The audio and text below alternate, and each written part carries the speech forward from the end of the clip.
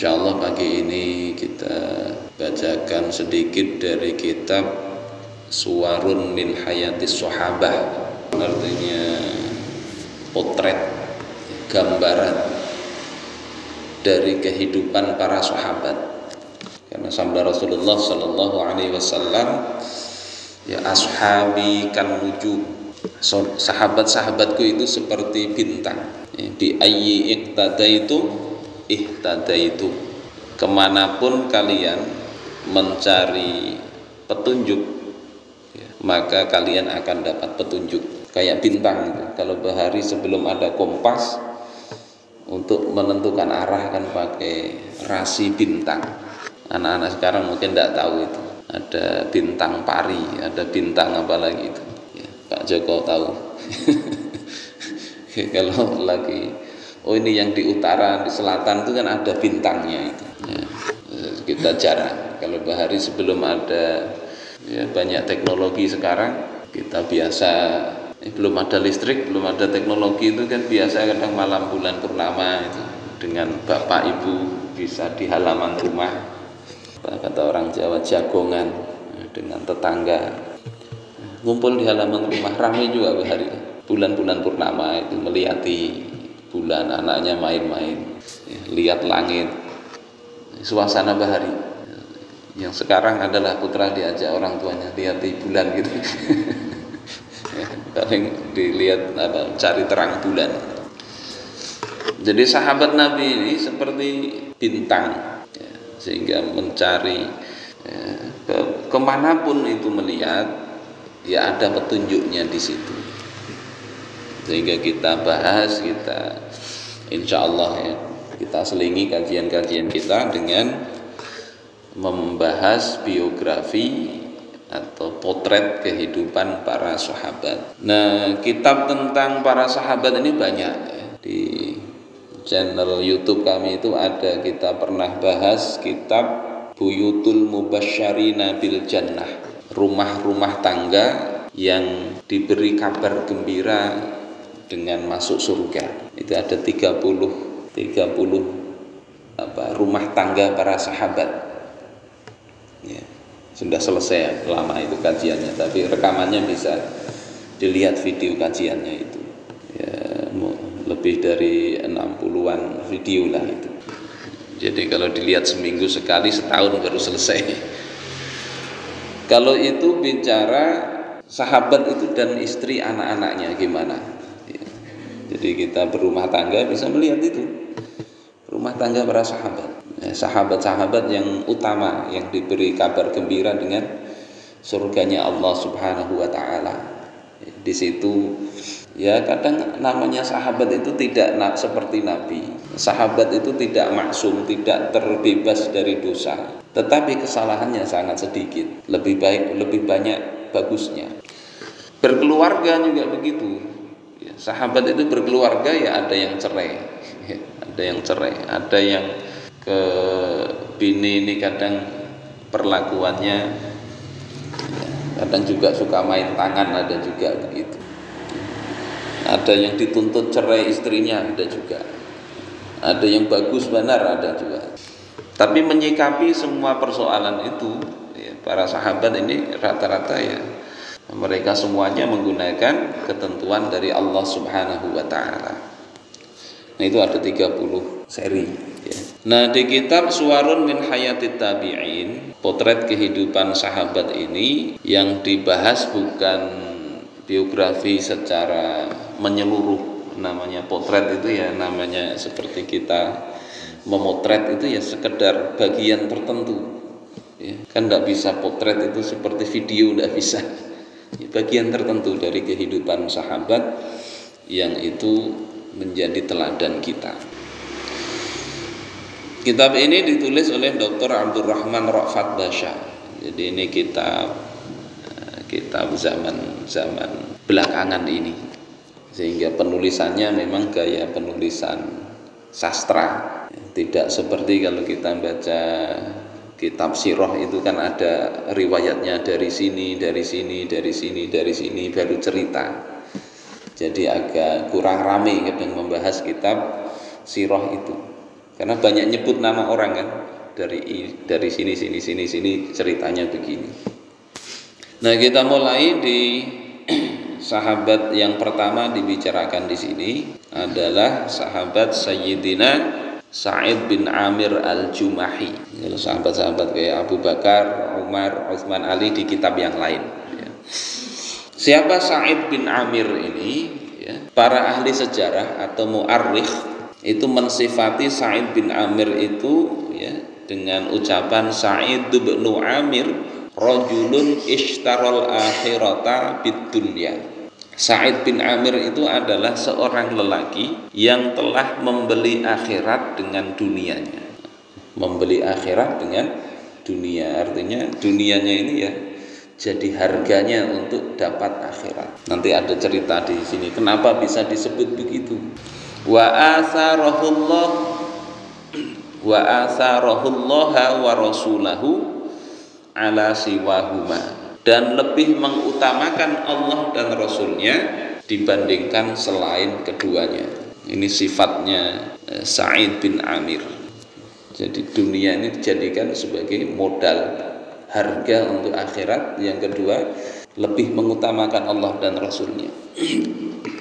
Kanal fata Sa'id bin Amir al-Jumahi wahidan minal alafil mu'allafah, adalah pemuda Sa'id bin Amir al-Jumahi, itu salah satu di antara ribuan orang alladzina kharaju ila mintaqatit Tan'im fi zahiri Makkah bida'watin min zu'ama'i Quraisyin, yang mereka telah keluar dari daerah Tan'im di pinggiran Makkah. Kalau kita haji, kita umroh itu biasanya kalau mau umroh mau ulang keluarnya ke Tan'im. Banyak kita dapati jamaah gitu, bayar angkot atau taksi di sana sekitar 80 rial itu rasanya, 80 atau 20 rial kemarin itu. Nggak jauh dari Makkah, pergi ke Tan'im, ngambil ihram di sana di Tan'im lagi. Jadi bisa bolak-balik umroh itu. Sekali berangkat bisa 3-4 kali. Untuk apa, misalnya umroh untuk orang tua kita yang sudah wafat, bisa umroh. Atau kita sekedar mengulangi.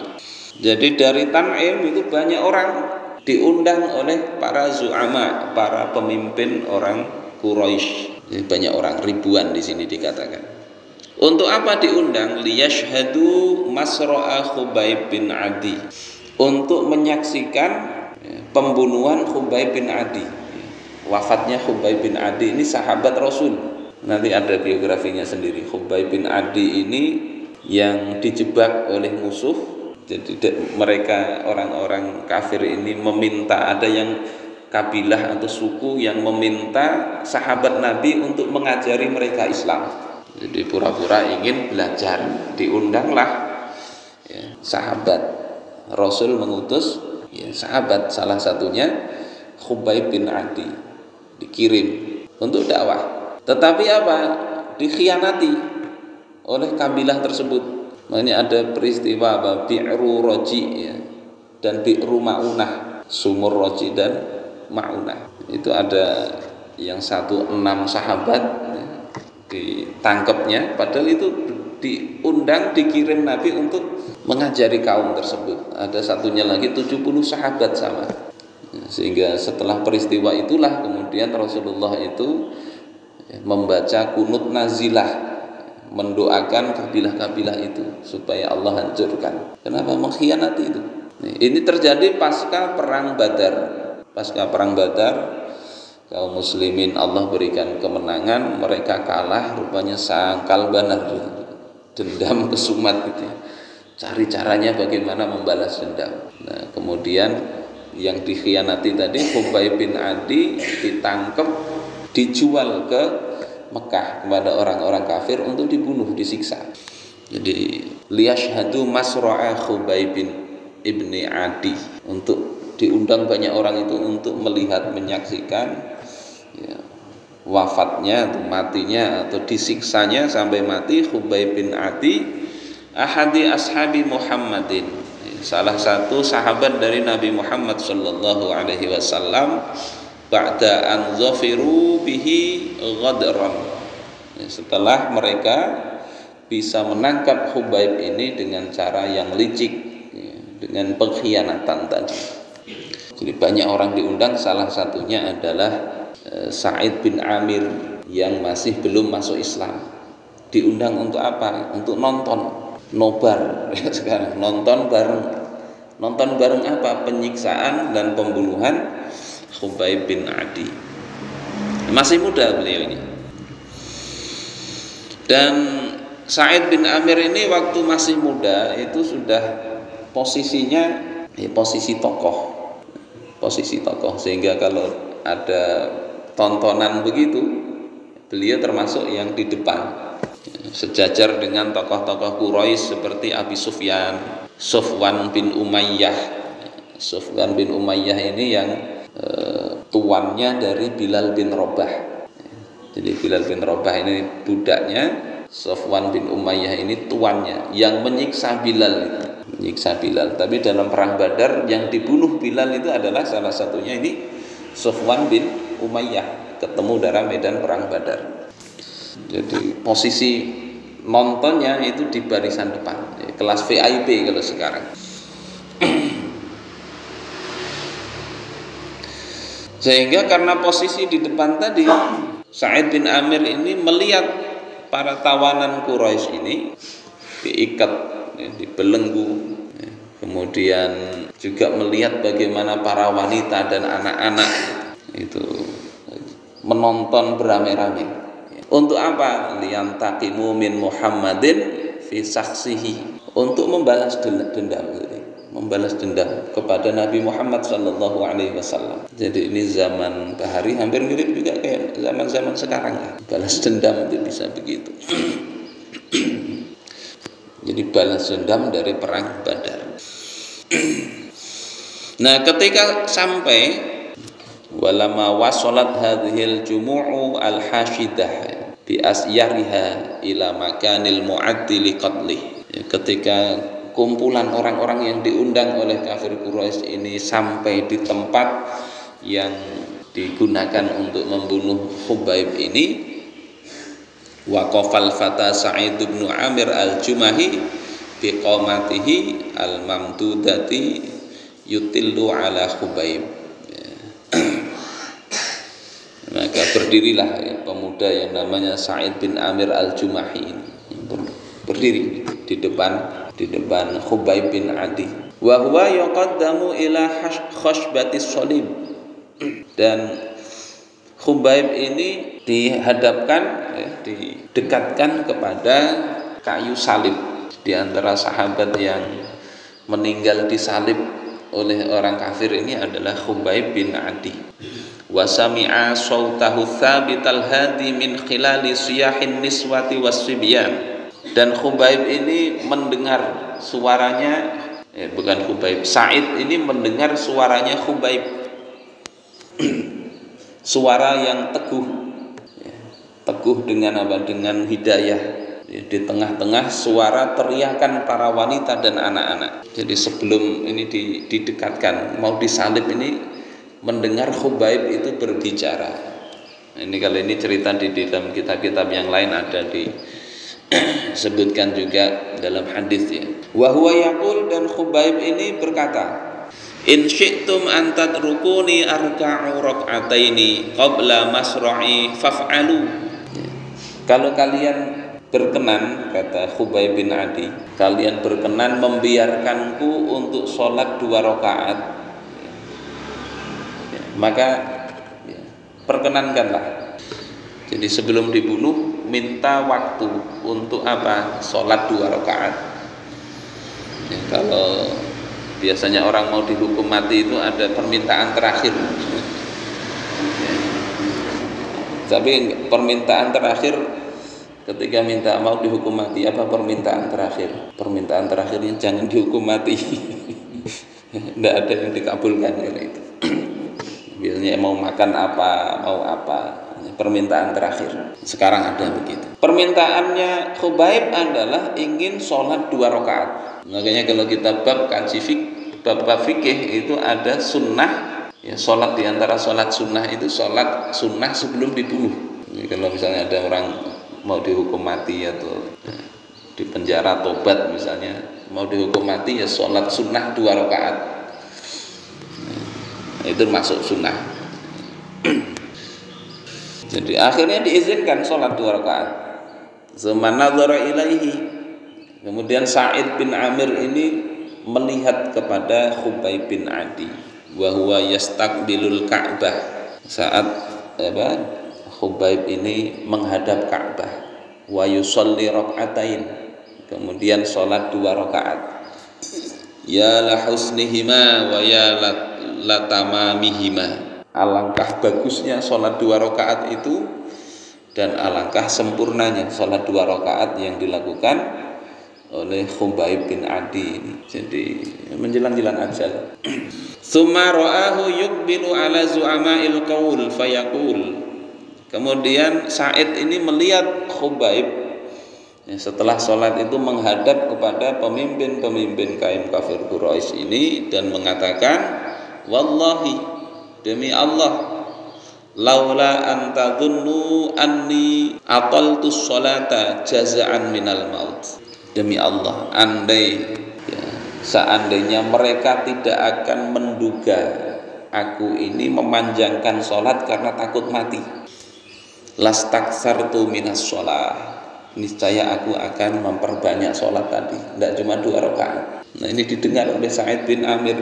Orang mau dihukum mati kok begini, teguhnya itu, tidak takut-takutnya. Dan yang dipikirkan tadi masih bagaimana beribadah kepada Allah Subhanahu wa Ta'ala. Ini pelajaran juga bagi kita, ya. Kita ini tidak ada yang nangkep, sehat, Allah beri banyak nikmat, tapi kadang sholat kita ya tidak seperti ini, tidak seperti Khubaib.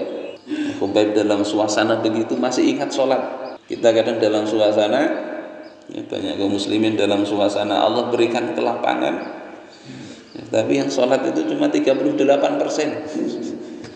dalam masyarakat muslim Indonesia ini. Menurut penelitian, yang rutin sholat cuma 38%. Artinya 62% kaum muslimin tidak sholat.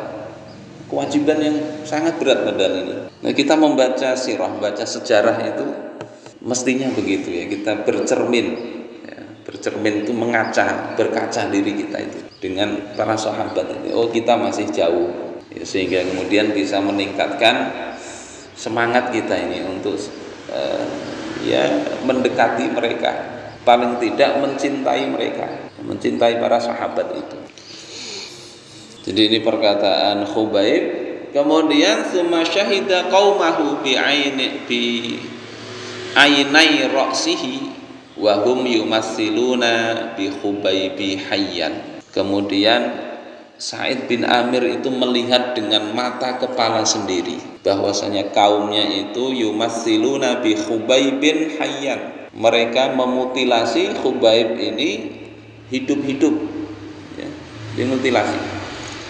Wa yaqta'una min jasadihi al-qit'ata tilwal qit'ah, dan memotong, ya, anggota-anggota tubuhnya Khubaib bin Adi ini, ya, sepotong demi sepotong. Wahum yaquluna lahu, sambil mereka memotong anggota tubuh Khubaib ini mereka mengatakan, atuhibbu ayyakuna Muhammadun makanaka wa anta najin, ya, sambil disiksa, dipotongi kaki dan sebagainya. Mereka sambil mengatakan, apakah engkau mau, apakah engkau senang seandainya Muhammad itu menggantikan posisi engkau sementara engkau selamat?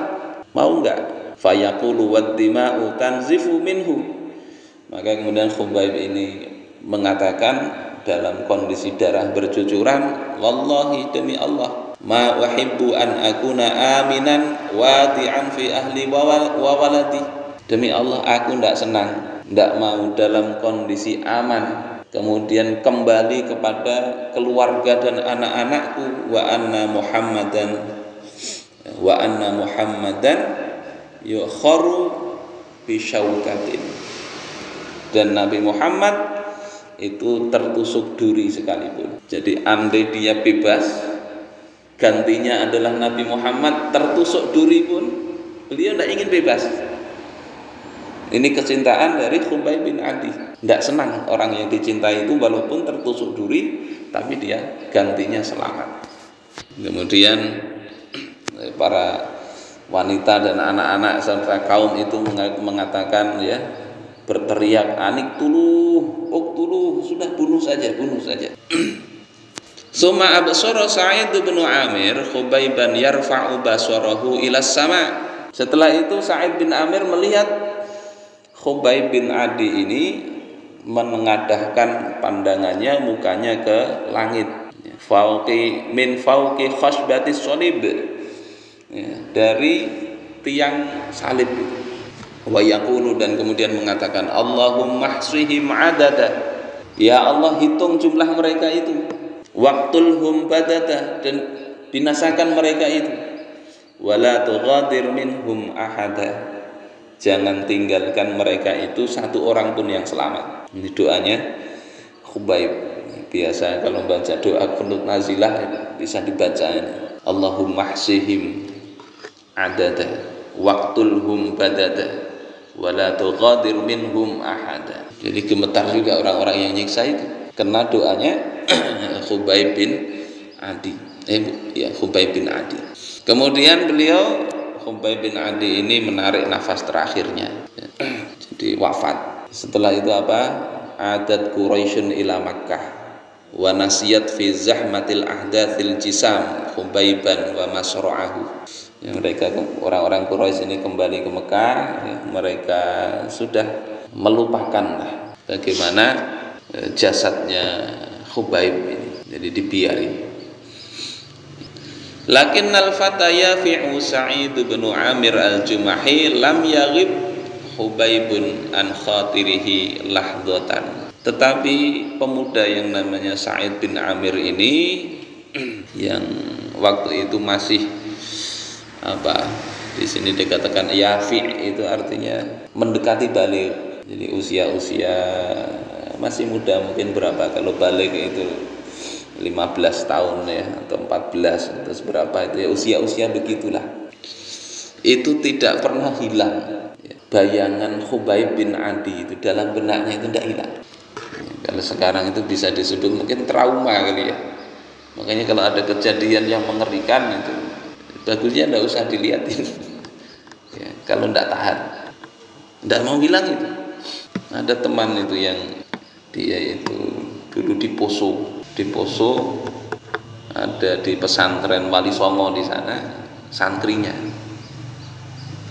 Nah, waktu dia sakit pesantrennya itu habis dibantai oleh bebuan itulah ya. Jadi dia itu selamat karena sakit.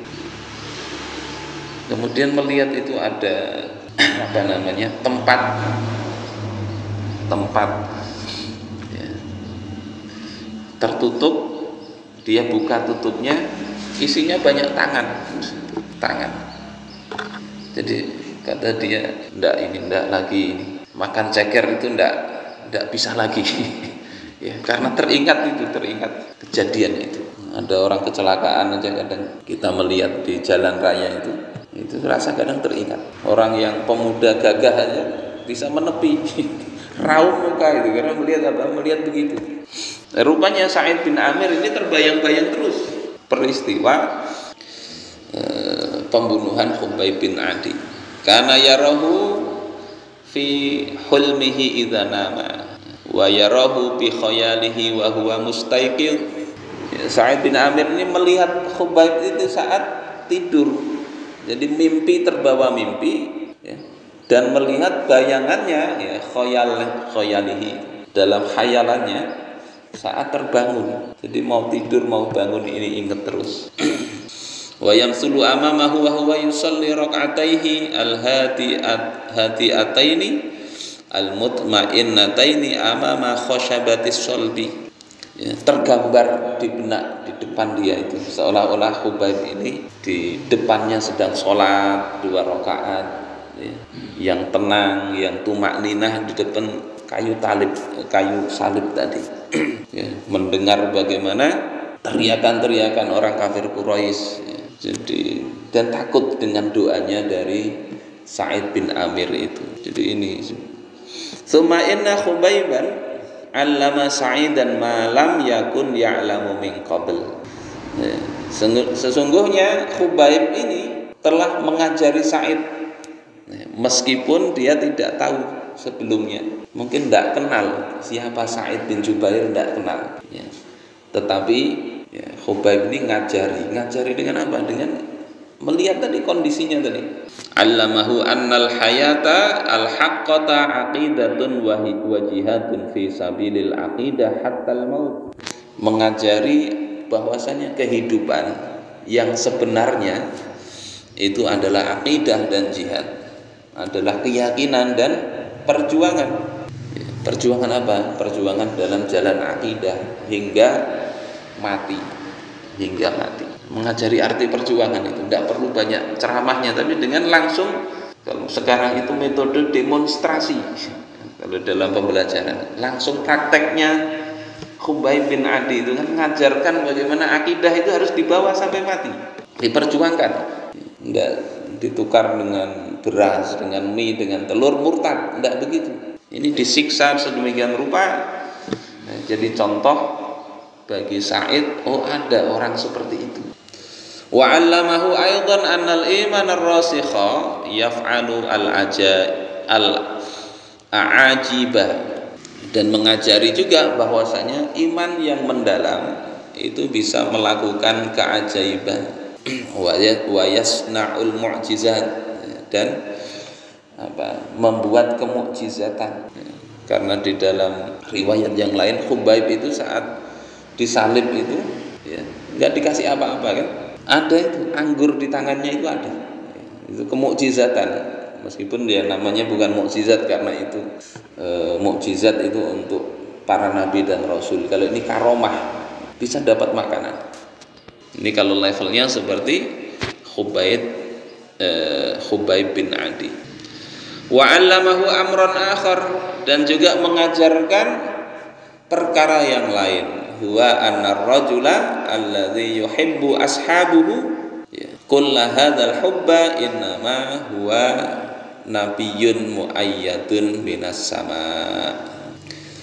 Bahwasanya mengajari apa? Bahwasanya seorang lelaki yang dia mencintai sahabatnya, yang sahabatnya mencintainya dengan kecintaan yang seluruh cintanya, itu adalah nabi yang dikuatkan, ya, diturunkan, ya, mendapatkan berita dari langit. Jadi tahu, ya, dari kejadian itu jadi tahu, oh ada orang yang namanya Muhammad yang dipercaya oleh orang yang dibunuh ini dan dicintai sebetul-betulnya, sehingga yang awalnya tidak ngerti mungkin jadi ngerti, oh ada nabi ya ternyata. Inda dzalika syarahallahu sadra Sa'id bin Amir ilal Islam. Ketika itu Allah lapangkan dadanya Sa'id bin Amir untuk memeluk Islam. Faqama fi mala'im minan nas, maka beliau Sa'id bin Amir itu berdiri, ya, di kumpulan manusia. Wa a'lana, ya, bara'atahu min athami Quraisyin wa auzariha. Kemudian beliau mengiklankan, menyatakan berlepas dirinya beliau ini dari dosa-dosa orang Quraisy dan kejahatan-kejahatan mereka. Jadi setelah tadi bulik merenung, terbayang-bayang, akhirnya berdiri di depan orang-orang menyatakan dirinya berlepas diri dari semua itu. Wa khal'ahu li asnamiha wa awthaniha, ya, melepaskan berhala-berhala dia. Jadi tidak mau lagi. Wa dukhulahu fi dinillah, dan menyatakan masuk Islamnya dia kepada agama Allah Subhanahu wa taala. Jadi ini banyak pelajaran dari bagian pertama ini, yakni kadang orang itu, manusia itu bisa bikin makar untuk membalas dendam, menjelekkan Nabi Muhammad. Tapi justru dari situ orang yang menyaksikan bisa jadi justru masuk Islam. Jadi tidak perlu khawatir sebetulnya dengan dakwah itu. orang bisa bahkan sampai level seperti ini, bisa mendatangkan hidayah orang yang menyaksikan itu. Padahal mestinya kan bikin takut. Kalau masuk Islam ini kayak gitu. Tapi enggak. Allah yang punya kehendak, bisa jadi justru hidayah itu datang dari perkara yang enggak mengenakan.